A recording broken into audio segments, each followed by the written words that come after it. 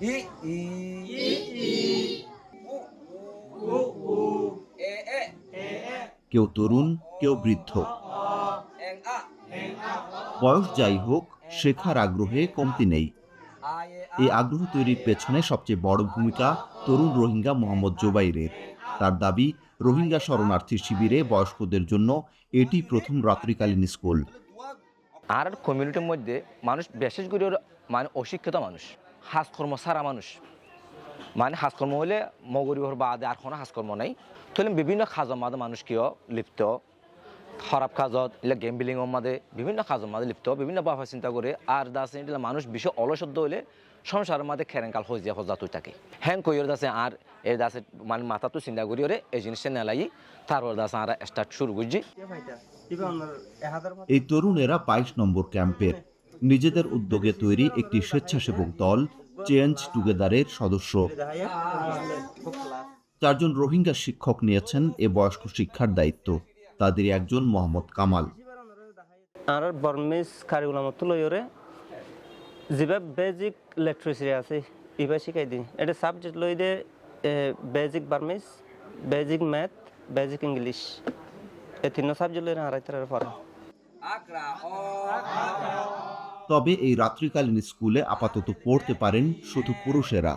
তবে এই উদ্যোগ ক্যাম্পের রোহিঙ্গা নারীদেরও উৎসাহিত করছে।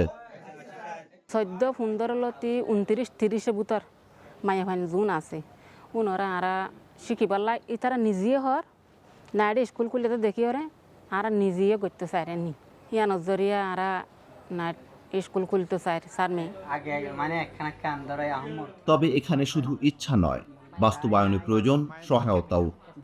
রাত্রিকালীন পড়ার ব্যবস্থার জন্য পর্যাপ্ত আলো নাই, শিক্ষা উপকরণ নাই, ফ্লোর ম্যাট নাই, অথবা লেখার জন্য যে টুল নাই। ইনিশিয়ালি আমরা তাদেরকে এই সাপোর্টটা প্রোভাইড করব। এরপরের থেকে কমিউনিটি নিজস্ব উদ্যোগে স্কুলটা চালিয়ে নিয়ে যাবে।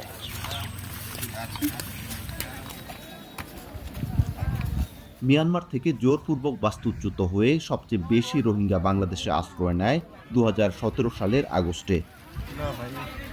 দেশে প্রায় ১২ লাখ রোহিঙ্গার বসবাস। এমন বাস্তবতায় ২০ জুন পালিত হচ্ছে বিশ্ব শরণার্থী দিবস। It is a time when fund is going down, but we have to talk more about the resilience. The theme of this year's World Refugee Day, it is focusing on resilience. The whole world is seeing a rise of refugees more and more, and the Rohingya crisis should not be forgotten.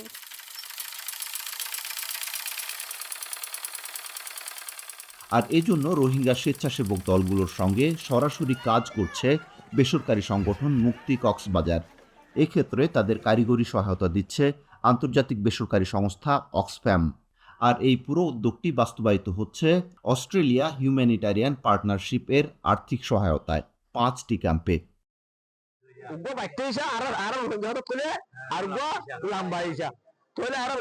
২০২৬ সালের ৭ June চালু হয় এই রাত্রিকালীন school.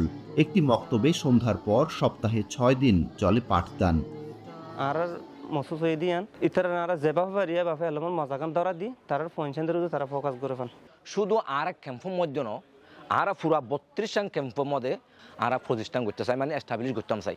আর এই জিনিসটা যদি ঐক্য হলে আগামীতে আর পুরা জেনারেশন পুরা আছে কেনা বলে কমিউনিটির মধ্যে অশিক্ষিত মানুষ কমে যাবে।